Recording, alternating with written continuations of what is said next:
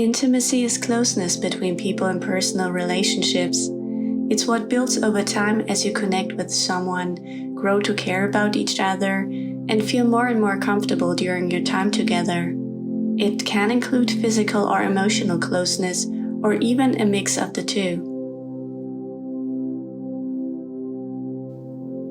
You've probably heard of intimacy in the context of sex and romance. For example, people sometimes use the term being intimate to mean sexual activity. But intimacy isn't another word for sex. Sex with a partner can build intimacy, but it's far from the only indicator of intimacy. It's possible to have sex without intimacy as well as intimacy without sex. And it shouldn't be reserved purely for sexual or romantic partners. Sex and romance may come to mind first, but intimacy plays a role in other types of relationships too. You are probably saying the party was a small group of close friends as opposed to a huge crowd with many strangers. You might also be referring to the quality of the time you spent together. Maybe you and your friends opened up about personal details and bonded over common interests.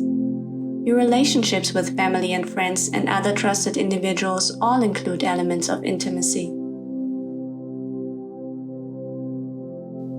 You may feel close to a date while you watch a movie together, while your date can't wait to take a walk after the movie to feel closer to you. That's because intimacy means different things to different people. Your specific idea of intimacy may be influenced by your interests, communication style, or preferred ways to get to know someone.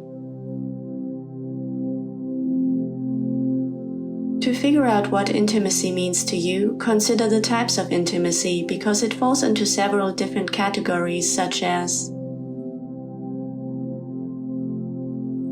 emotional intimacy is what allows you to tell your loved ones personal things that you might not necessarily share with strangers.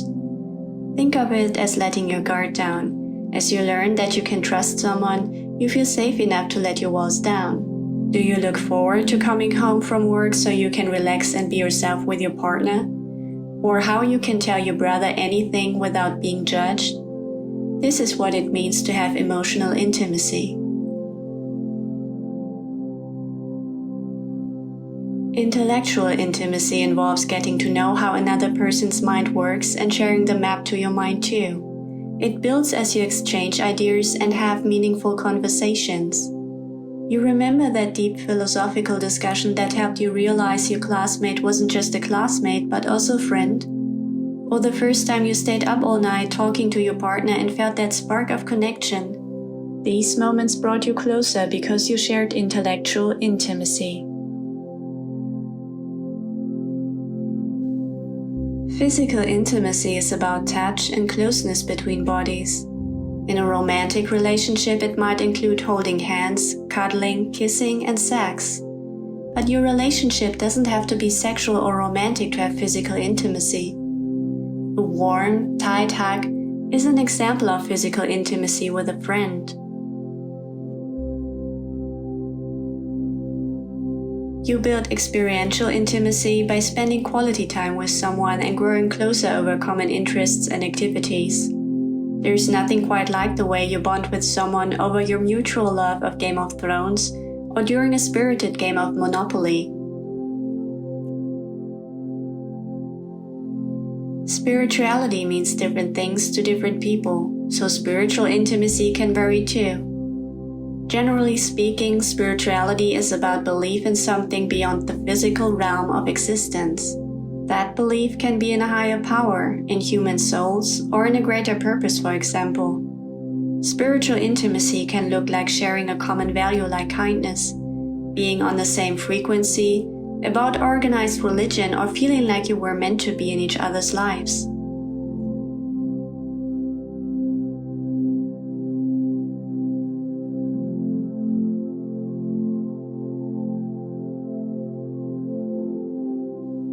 In order to share personal parts of yourself, like your most embarrassing secrets and your deepest fears, you have to be able to trust them. Showing another person that you're trustworthy can help them feel closer to you too.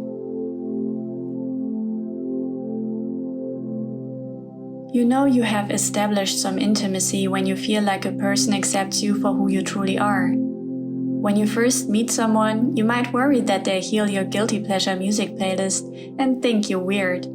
But as intimacy grows, you can rock out to your favorite boy bands and trust that no matter how weird you get, you'll still be accepted and cared for.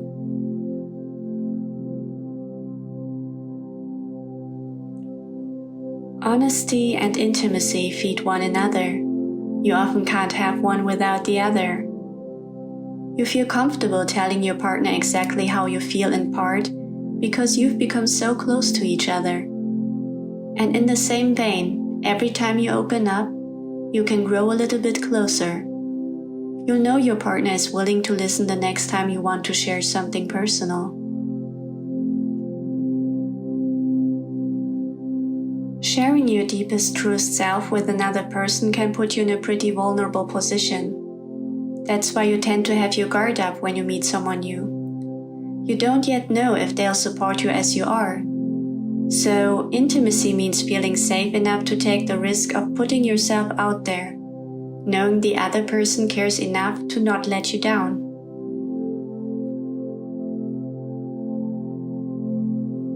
Feeling cared about is a lovely feeling, isn't it? You know your BFF will be there for you after a bad breakup. You know your sister won't let a week go by without asking how you're doing. Forgiveness and understanding can only exist with compassion between people. Compassion is a natural component of caring about one another's well-being. Caring about each other is one thing, but you also build intimacy by showing that you care. Affection can be physical, like a kiss between lovers or a hug between a parent and a child, but it doesn't have to be.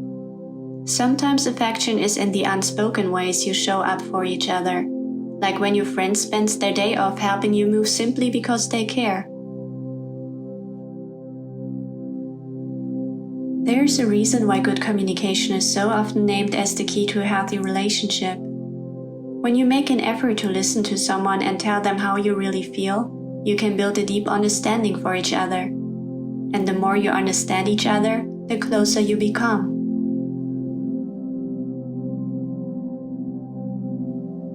You won't wake up one morning and say, "We're intimate now, mission accomplished." Intimacy is more like a quality that you continue to cultivate over time.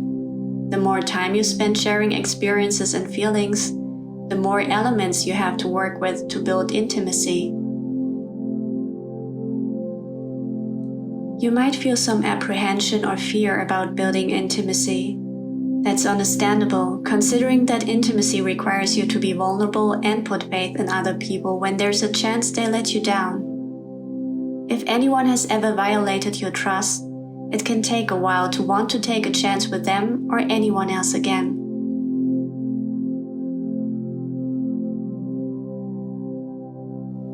So, why risk intimacy if there's a chance of getting hurt? Well, intimacy comes with some health benefits that you simply can't get any other way. Deep companionship helps you combat loneliness and feel like somebody gets you. It also helps your mental health, reducing your stress level as you feel good hormones get a boost from touch, like hugs, and emotional release like laughter. In fact, intimacy can actually boost your immune system, lower your blood pressure, and reduce your risk for heart disease. It's a key building block for a happy, healthy, and fulfilling life.